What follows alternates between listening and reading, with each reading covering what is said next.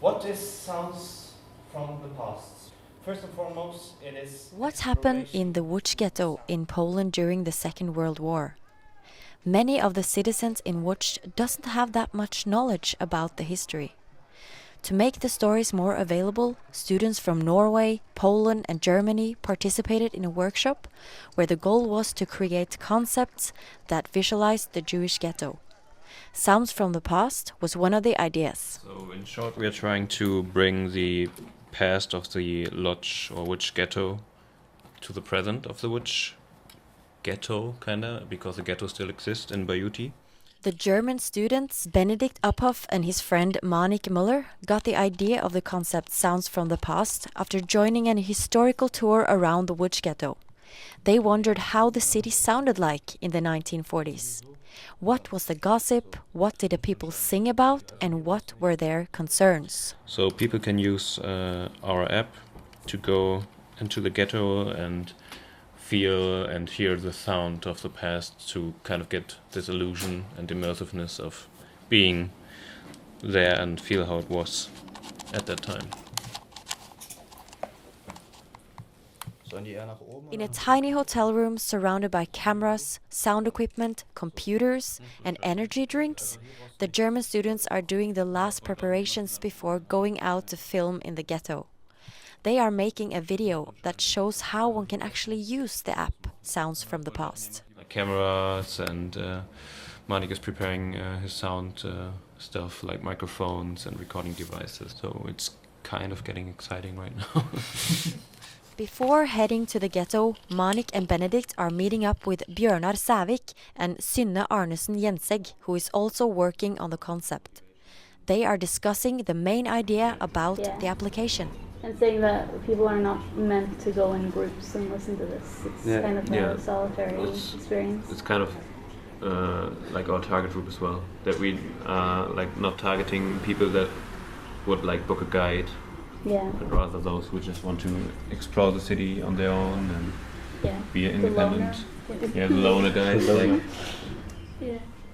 Synne from Bergen Academy of Art and Design is responsible for the fonts, the colors and the graphics. It's unusual for her to work on a concept based on sounds. I wanted to join another group first, kind of. I mean, I had no idea what I could actually do at the beginning, like what I could contribute with. But it was just interesting, the whole idea of not looking at something, which is what designers usually make, right? And instead walking around just listening. I mean, we can still shoot this building as well. Yeah. Doesn't have to be in the opening shot or in this shot. It can be one of the established shot, I guess. Yeah, should we go on that side? While Synne is heading back to her hotel to work on the design, Benedikt and the Norwegian journalism student Bjørnar are now in the center of the ghetto at a big square where it used to be a market during the war. The ghetto consists of old buildings, many of them quite dirty and damaged, and it also has many memorials from the war. The guys are now trying to spot out good locations to shoot the video. We haven't really decided yet where to shoot. We want to film the fire station where Rumkowski held his speech, and we want to film the Rada gas station, and then we would like to have just some images or film from the ghetto. Some nice buildings, we don't know. We're just gonna have to look for it, I guess. Why do you need to film this? We just want to make something to visualize what our concept is, not only standing there talking about it. I think it's even more a proof of concept if we show something, show how it works, show someone in the ghetto using our concepts, show that it's how it would look like if somebody actually developed the application. Yeah.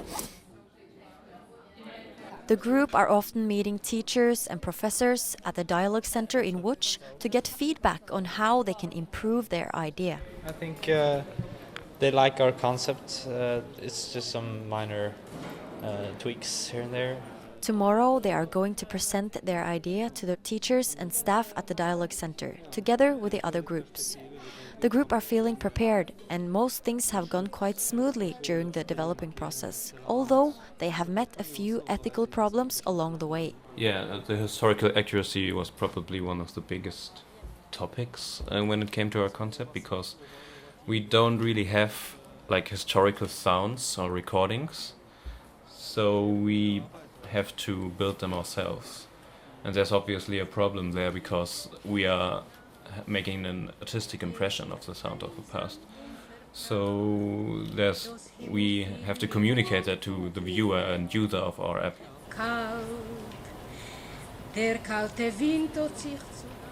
And this is our concept, sounds from the past. It is a sound experience that lets you explore the history surrounding the Liechtenstadt ghetto throughout a 360-degree sound design.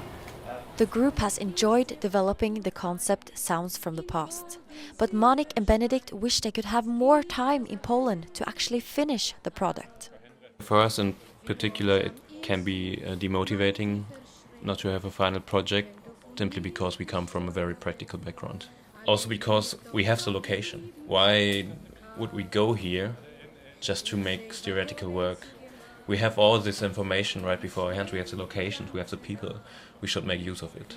Synne hope that the Dialogue Center and the rest of the group will consider developing the project in the future. If someone is interested in taking it further, then I would love to do that.